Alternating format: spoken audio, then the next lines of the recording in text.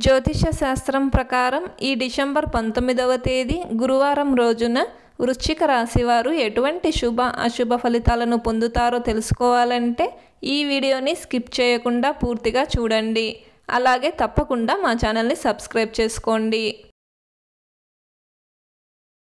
ఈ గురువారం రోజు వృశ్చిక రాశి వారికి లాభ నష్టాలతో సంబంధం లేకుండా సరి సమానమైన ఫలితాలు గోచరిస్తున్నాయి.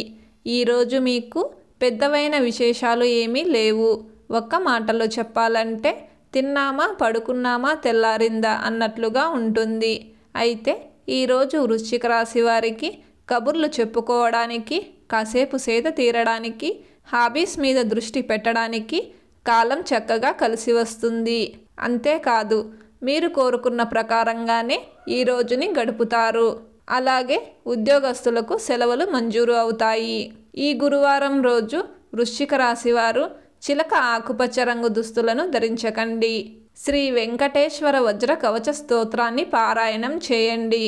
ఈ గురువారం రోజు మీరు చేసే పనులు విజయవంతం కావాలన్నా, ఎటువంటి ఆటంకాలు ఇబ్బందులు లేకుండా ఉండాలన్నా మీకు దగ్గరగా ఉన్న శ్రీ సుబ్రహ్మణ్య స్వామివారి ఆలయానికి వెళ్ళి స్వామివారిని దర్శనం చేసుకొని తీర్థప్రసాదాలు స్వీకరించి ఆ తరువాత దినచర్యను ప్రారంభం చేయండి.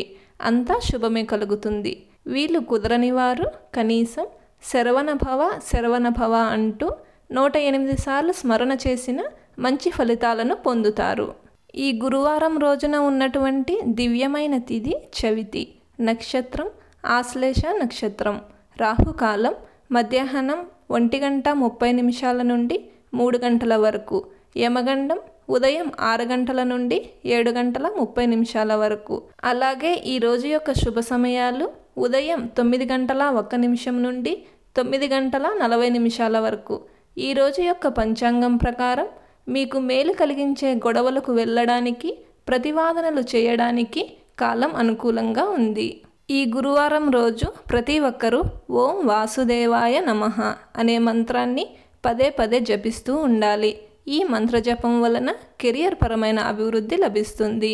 ఈ గురువారం రోజు ఆశ్లేష నక్షత్రం వచ్చింది కాబట్టి సర్పారాధన చేయాలి.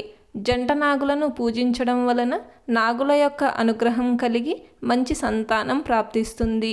అలాగే సుబ్రహ్మణ్య స్వామి వారి అనుగ్రహం కూడా కలుగుతుంది. మీకు చెడు ఆలోచనలు వస్తున్నాయా? మనసు ప్రశాంతంగా లేదా? మనోవ్యాధితో బాధపడుతున్నారా?